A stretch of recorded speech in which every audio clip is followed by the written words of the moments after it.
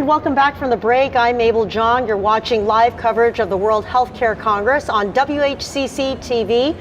Thank you so much for joining us. And right now we have Laurie Cooke in our studio. She's with the HBA, and let's find out more about that. Laurie, so good to see you. Thank you for having me. Well, really great to meet you, Mabel.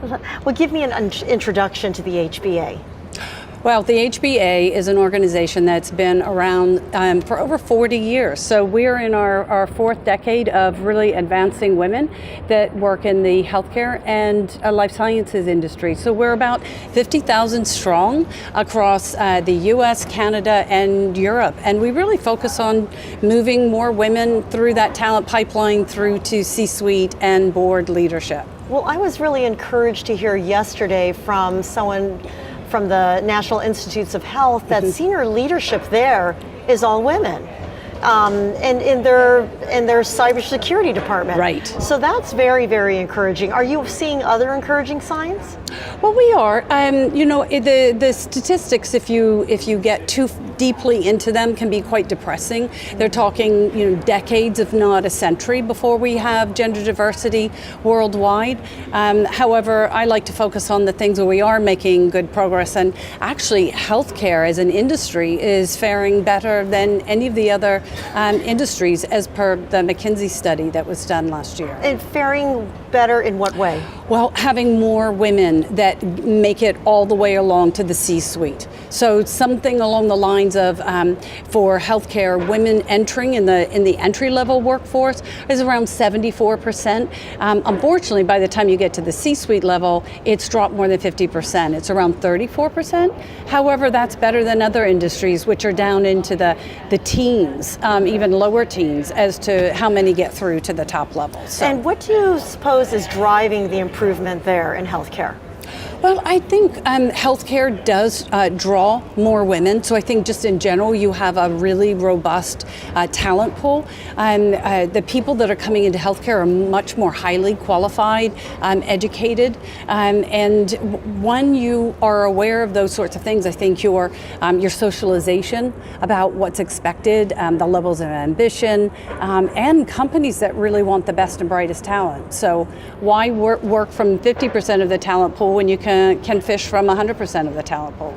Are there different approaches to healthcare solutions from a company that with a woman at the helm versus another company with a male at the helm?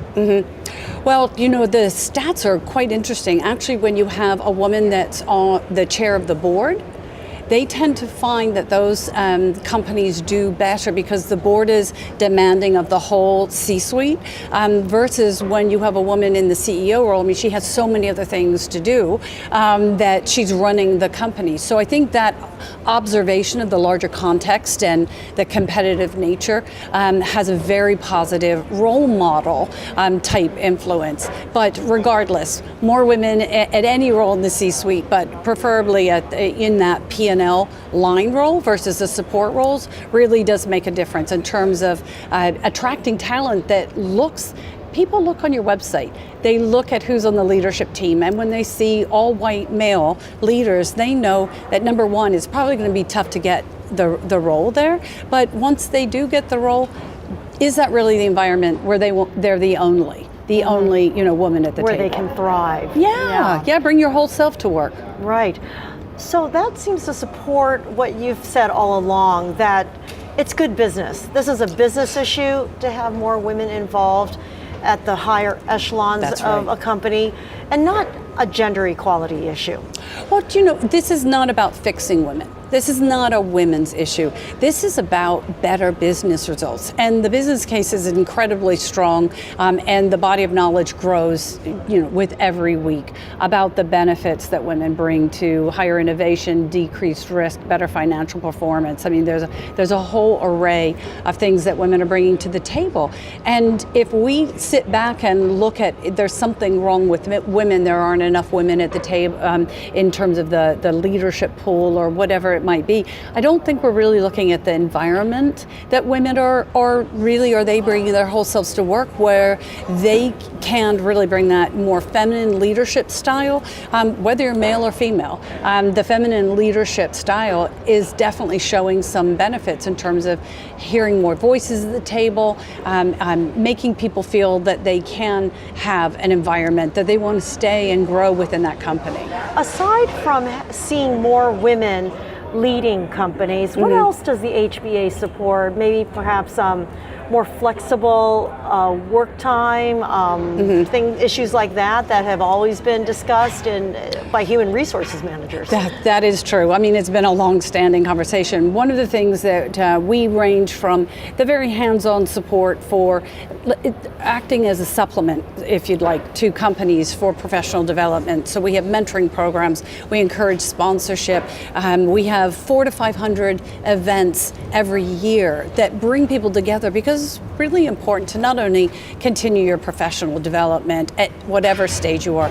You want to expand your network. You want to have a really strong, active network, because that's how you're going to solve problems and learn and grow. But you also really want to make sure that the company has access to guidance around how do they set up internal women's networks. Do they have a problem with unconscious bias? Are there things that we can do that can support companies? And we are seeing a definite improvement when we can help company to better get the business benefit of having more women leaders at all levels. That's when things really start to turn around.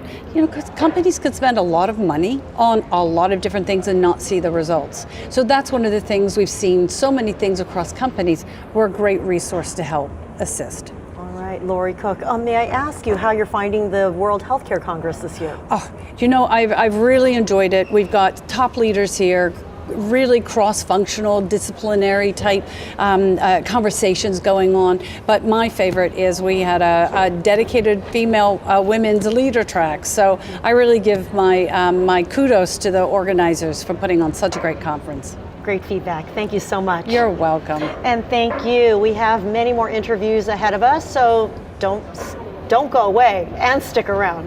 Thank you.